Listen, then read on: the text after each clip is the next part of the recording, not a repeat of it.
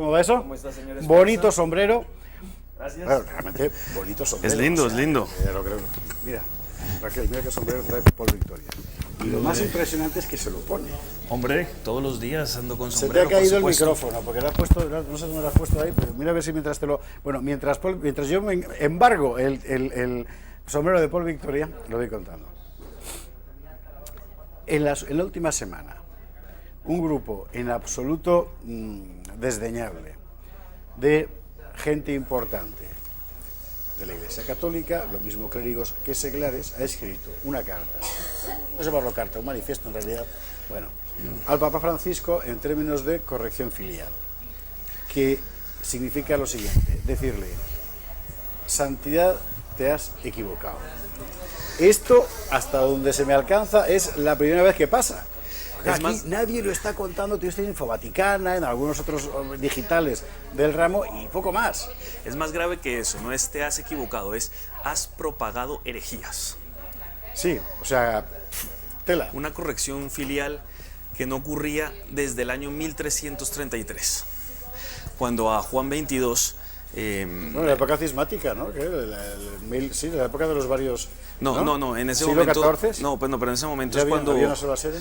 Sí, una sola sede, cuando Juan XXII dice que cuando al morir los santos no pueden ver la visión beatífica de Dios, y entonces muchos teólogos se le echan encima y le dicen, pues respetuosamente, con una corrección filial, sobre todo de la Universidad de París y de otros sitios, su santidad, eso es una herejía y le pedimos que la corrija.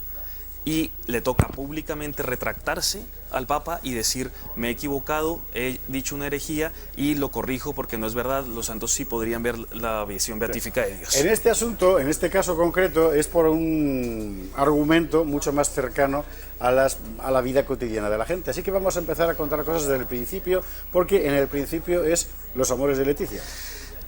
Efectivamente. A ver, desde la elección del Papa Francisco, obviamente, empieza a ocurrir mucho escándalo por las afirmaciones que continuamente hace, que escandalizan a gran parte del pueblo católico. Pero cuando realmente la cosa se pone fea es con el Sínodo de la Familia y la publicación de la exhortación apostólica Amoris Laetitia. ¿Qué sucede? Él hace la Amoris Laetitia, pero a la vez hace uno que el capítulo 8 tiene cosas supremamente escandalosas porque destruye la moral católica. La clave está en la cuestión de que los divorciados comulguen, digamos por así decir, de la cualidad sacramental del vínculo matrimonial. Lo que hace es atentar contra 3 sacramentos: el sacramento de la penitencia, el sacramento del matrimonio y el sacramento de la comunión, claro, porque adultera la teología sacramental y la moralidad católica y sobre el pecado mortal. Entonces, esto es lo que se le reprocha al Papa. Sí. Y en el contexto de esto, perdona que te digamos, conduzca tanto la conversación, sí, pero es que he constatado que es un asunto que la mayor parte de la gente desconoce simplemente. Lo vamos a explicar bien. Entonces, en el contexto de este asunto hay una serie de cardenales muy importantes que levantan la mano.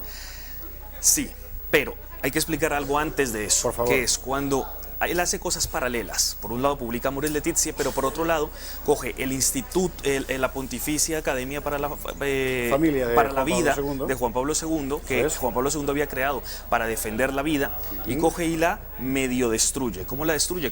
Juan Pablo II había designado a un grupo de miembros vitalicios para que siempre, o sea, toda su vida estuvieran allí y siempre se defendiera la vida.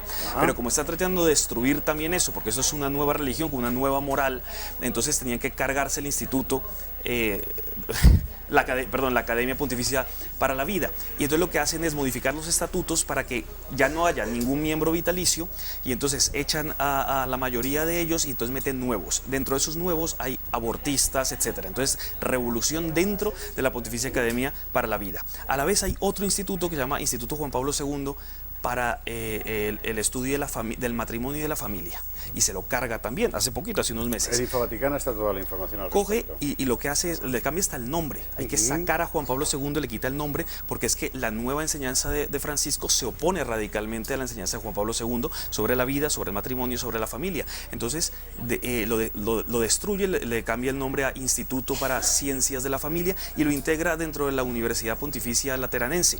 Allí entonces incorpora nuevos profesores de la universidad y de otros sitios para quitarle ese cariz. ¿Qué pasa? Que ese instituto lo que había dicho ante Amoris Laetitia era, mire, Amoris Laetitia solo se puede interpretar a la luz de la tradición de la Iglesia, de la moral católica y en particular de la Veritatis Splendor, que es la encíclica más importante de Juan Pablo II. Entonces, como eso no le gustaba a Francisco, porque él está reformando todo, entonces tenía que sacar a esos que no le aprueban la Amoris Laetitia. A la vez coge y en la Congregación para Doctrina de la Fe echa, ahora a principios de julio, a Müller, que era el prefecto de la Congregación para Doctrina de la Fe, un cardenal.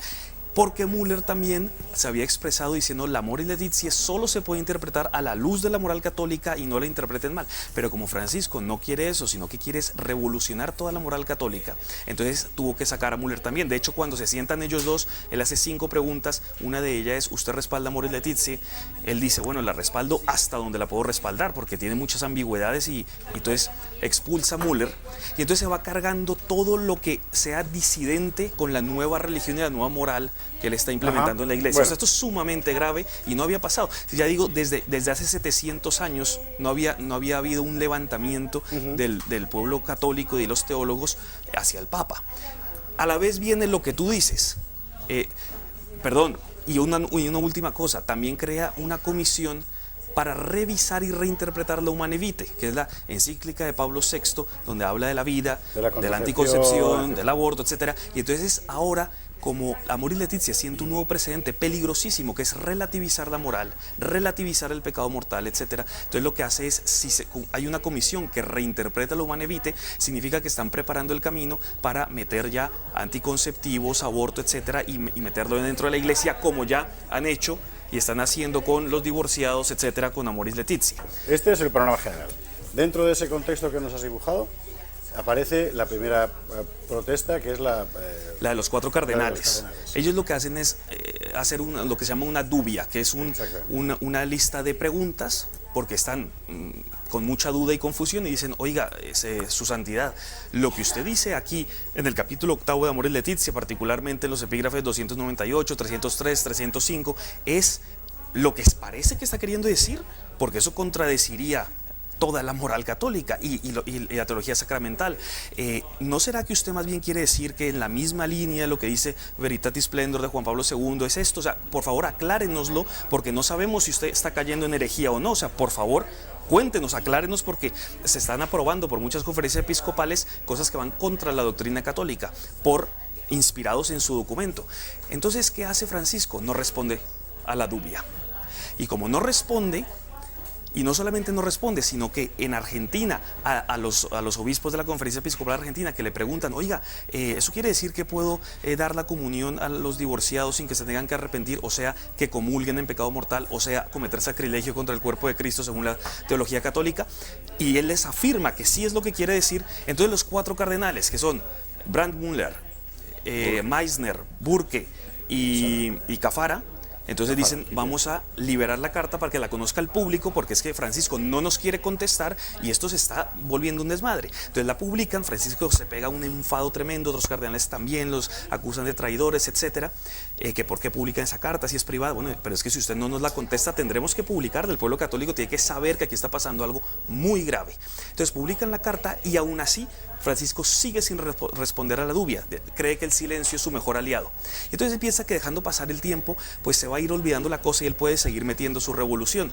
No puede, digamos, cerrar la iglesia de Polonia, porque la Conferencia Episcopal Polaca sí dijo, oiga, nada de lo que usted está diciendo, aquí nos vamos a tener a la doctrina católica y no a su revolución. Pero entonces él piensa que puede ir haciendo las cosas poco a poco, pero lo que no prevé es que algunos van a tener la valentía, en este caso 40 personas, teólogos, profesores, catedráticos de filosofía, de historia eclesiástica, de teología, sacerdotes y obispos, y entonces firman una carta ya no solamente de dubia, no solo preguntándole, oiga, ¿usted quiere decir lo que parece que quiere decir? Por favor, aclárenos. No, esta vez ya es una, de alguna manera, acusación muy respetuosa de que se han propagado por lo menos 7 herejías a partir de Amoris Laetitia y que las tiene que corregir públicamente.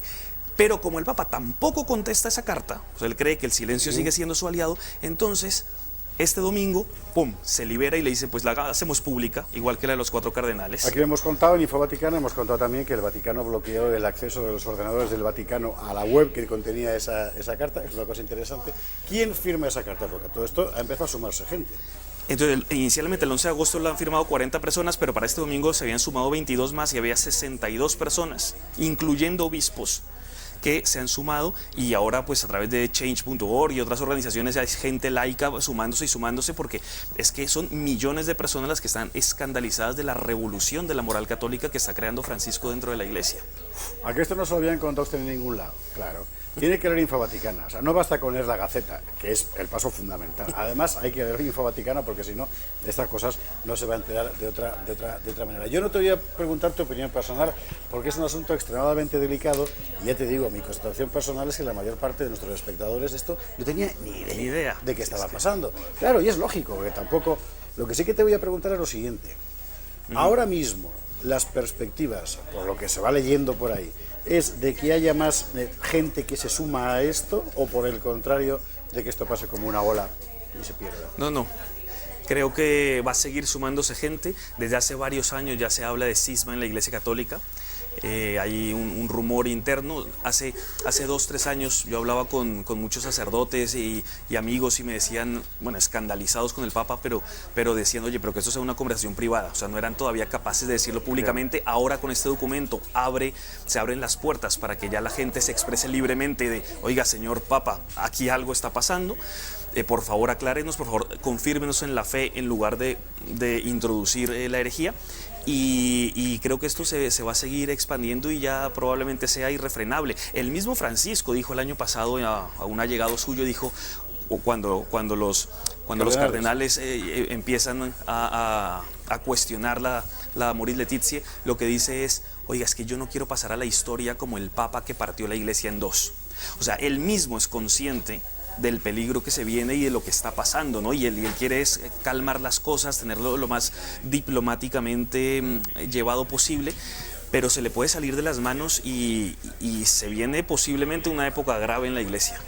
Bueno, pues esto es lo que le queríamos contar. Ya le digo, nadie más se lo va a contar, y menos en una cadena de televisión, pero los espectadores de Intereconomía son especiales.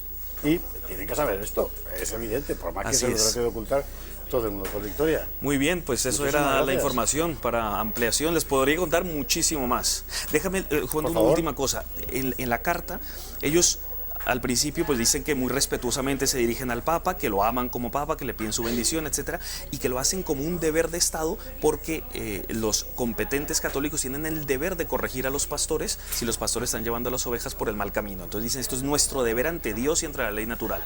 La segunda parte de la carta es establecer cuáles son las 7 herejías, aunque dicen que hay muchas más, pero bueno, dicen, dejémoslo en estas 7 herejías del Papa, por favor confírmenos en la fe y corríjase públicamente.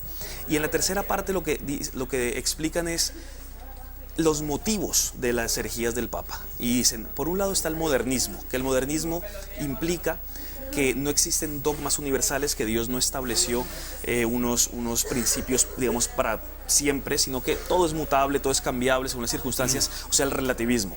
Y por otro lado, que el Papa tiene una gran influencia del señor Martín Lutero. Bueno, ya sabes, la famosa frase, Lutero es un testigo del Evangelio, ¿no? Algo que ningún papa se hubiera atrevido a decir, ¿no? Porque no fue un testigo del Evangelio, sino lo contrario. Pero entonces es la influencia luterana en Bergoglio, que ha tenido desde hace muchísimos años o décadas, y la influencia modernista lo que está haciendo que se trastoque la religión y los cimientos mismos, ¿no? del catolicismo. Bueno, toda la información sobre este asunto también, ya le digo, en Infovaticana, y no deje de entrar y mirarlo porque además hay muchísimas más cosas de lo que está pasando. Muchas gracias. Muchísimas gracias a ti, faltaría más, en fin.